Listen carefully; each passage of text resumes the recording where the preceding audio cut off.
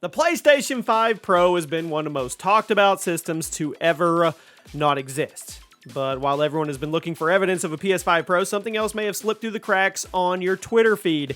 A recent leak took me completely by surprise, basically confirming that not only is Sony working on a PS5 Slim in addition to the Pro, but the Slim model may actually come out very soon. Welcome to the channel, everybody. Chaos here today. We're going to be talking about the PS5 Slim and its release date. So stick around for the video and all the information. Make sure you guys drop a like. We're going to be starting to add a little bit of gaming news to the mix along with our Call of Duty videos. So if you enjoy that, definitely let me know. Now, ever since the PS5 launch, people have had problems getting their hands on it. We already know this. And most of us expected a new version of the system to be released in another year, maybe two. That way more people would be able to get a launch PS5. So when the updated version comes out, Sony could maximize potential sales by getting people to double dip. Instead of all the people that missed out on the base version, well, they go get the new one, but they didn't get both. But if the new consoles come out too soon, less people will cough up the money to get the original version. So it seems my predictions were completely off because some very reliable information came out revealing Sony is going to do things pretty quickly this time around, and we should probably expect an official announcement in the coming months. So in the comments, if you want to tell me if you've managed to get your hands on a PS5 yet, but also tell me that if you've learned a PS5 Slim was coming out next year, would you still try to get an original? Or would you just wait and save your money? Let's jump into the details. They're actually pretty insane. So a report came out on November 6th on a website called TheLeak.co. That's a good name. Where the author, Staffan Olmert, claimed a smaller, slimmer version of the PlayStation 5 was currently in development. It would be coming out in Q3 of next year, which would mean sometime between July 1st and September 30th. But the site source also claimed that it may not be called the PS5 Slim. According to this article, Sony is making use of the die shrink technique to make a much smaller, much lighter system that also runs at a lower temperature due to the reduced voltage. So apparently this will also bring down production costs, meaning it would turn a much better profit for Sony and possibly won't come with this gigantic price tag. Sony would basically be able to reverse the backlash they got for raising the price of the base PS5 earlier this year by coming out with a brand new version of the system that is better in every single way and actually costs less than the base model. That would be a win. That's the official report. But let's talk about this because there's a lot of little details that people should be looking at. I'm just as hyped as the next person to get an updated version of the PS5, especially since the base model is so gigantic. But I wouldn't get too excited about the price point. Let me explain. If the PS5 Slim is cheaper for Sony to produce, you would expect it to be selling for less than the base model, right? Well, as a consumer, you would. I mean, by that logic, we could probably expect the PS5 Slim to go for maybe $400 instead of $500 or $550 that the base model goes for right now. That's not actually true. It actually still sells on eBay for $550 to $650 all day long. Anyway, there's already a cheaper discless version of the base model, which means the PS5 Slim may actually go for even less, perhaps somewhere around $350. That sounds good, right? But that's all if we lived in a different world where video game companies weren't trying to make as much money as possible. What I think is much more likely to happen is the PS5 Slim starts at $450, just $50 less in the United States. I mean, why? Well, because Sony knows people are willing to pay a lot of money for gaming machines now, so they're not going to go out of their way to make things too much cheaper. The PlayStation brand is absolutely massive today, and just about anything Sony puts out, people snatch up, gobble up, they buy it. This generation of consoles has been the most expensive to date, and I don't expect that to ever change.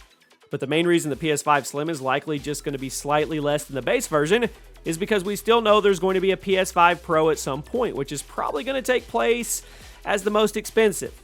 So when the PS5 Pro comes out for $600, the $450 model is going to look much more appealing to people. It's all about long-term sales here, which is why the PS4 Slim basically became the default model of the PS4. It's also why the Xbox One S back in the mid-2010s was by far the most popular version of the console. In fact, you could even make the argument that the Xbox One S completely saved the Xbox brand in the second half of the 8th generation console race. As time goes on, the original version of the PS5 is going to be less and less appealing, simply because it will be the biggest one with the least advantages. Let's be real.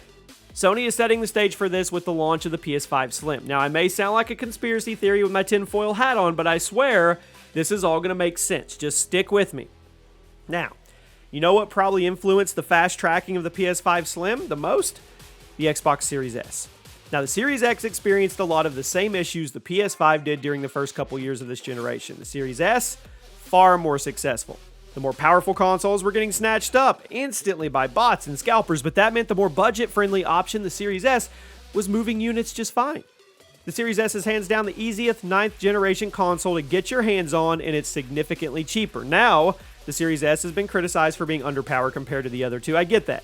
Results in some games allegedly having to be nerfed in order to get them running on the weaker hardware. It seems that we're witnessing something similar to that with, it's kind of what happened with the Nintendo Wii back in the 7th generation console race. The Wii was competing with the PlayStation 3 and the Xbox 360, but the only console to feature motion controls, and it was not capable of HD graphics, it was behind. It meant if you wanted to release a multi-platform game on the Wii, you literally had to build an entirely redesigned version of it instead of simply porting the Xbox or PlayStation version. This made developing on the Wii a nightmare, and a lot of major multi-platform games just flat out did not release on the Wii. If Microsoft isn't careful here, they may end up finding themselves in a similar situation with the Series S. If their budget-friendly console begins to be seen as difficult to develop on or forcing more games to be downgraded visually from other systems, there's going to be devs that may not, they'll stop doing it. I mean, do I think it will get as bad as Nintendo's Wii? No, but I absolutely believe the financial success of the Xbox Series S has pushed Sony to get their own cheaper console out as soon as possible. Now, what's the big advantage? Well, the big advantage is that over the Series S will be performance. The PS5 Slim will be the most expensive option, right? It will feature substantially better game performance in the Series S, likely more comparable to the base PS5 or possibly even better. So if the budget console war comes down to the S and the PS5 Slim, come on. The PS5 will dominate, even though it's slightly more expensive as an option, allegedly. It will simply have more next-generation games than the competition, and that on top of all the stellar PlayStation exclusives, I really don't see that matchup ending very well for Microsoft in a 1v1 there. So given the issues with the launch of the PS5 as such a very expensive chipset, and those price tags keep getting higher, the console's already in need of a revamp. People just don't have very fond memories associated with trying to get their hands on this console, and that made a lot of the problems with it stand out more. Sony could use a change of tune with the console, and a well-done redesign could kickstart it, and it needs to be more available to the public, and if you lower the price tag at all, you're going to be winning. So once the PS5 starts getting on Best Buy and Target shelves at the rate the Xbox Series S is, the console race, it'll heat up. You're going to see millions of people buying the new version because they never got a chance to get the original one. It always sold out. Then, you're going to have all the people who did get the original PS5 and they want to upgrade to something more modern and future-proof, and there's your double dip. Now, launching an updated console less than 3 years after the original, that's a little puzzling given the circumstances, but in the grand scheme of things, it lines up enough with the previous budget versions of the consoles. Who remembers the Xbox 360 Elite? That upgraded system launched less than 2 years after the original 360. Quickly became the more popular version of it thanks to an improved hardware, bigger hard drive, only a slight increase in cost. I think it was about $100 more. Microsoft also had the Xbox 360 Arcade and the Xbox 360 Slim, which is just a reminder that they've been doing the whole family of console things for a long time and have been pretty successful with it. Sony's likely finally going to follow suit, fully commit to a PS5 family of systems in an effort to beat Microsoft at their own game. I mean, come on. If a Slim comes next year and a PS5 Pro the year after, things would get heated up. Definitely prove which 9th generation console is the most popular. The line's been blurry right now over the last couple years because so many people would have bought a PS5, but they ended up going with an Xbox simply because it was easier to get their hands on. But once both systems are readily available, I think it's going to get hot. I think a true generational winner will be crowned. I do. Personally, my money's on Sony. They may not have the Xbox Game Pass, but they do have an absolutely stellar lineup of first-party games that will never find their way onto a Microsoft console. So, my opinion may change once Microsoft has full control of Activision and they start locking some games away, but as of right now, I'm leaning Sony. I am, especially if they get the cheaper model out sooner, honestly. Xbox may have a stellar long-term game plan in motion, but it's going to take a while before they really start asserting dominance, and by then, it may be too late. So what do you guys think? Would you buy a PS5 Slim if it was coming out next fall? If you have a PS5 already, would you upgrade, or are you happy with what you paid for?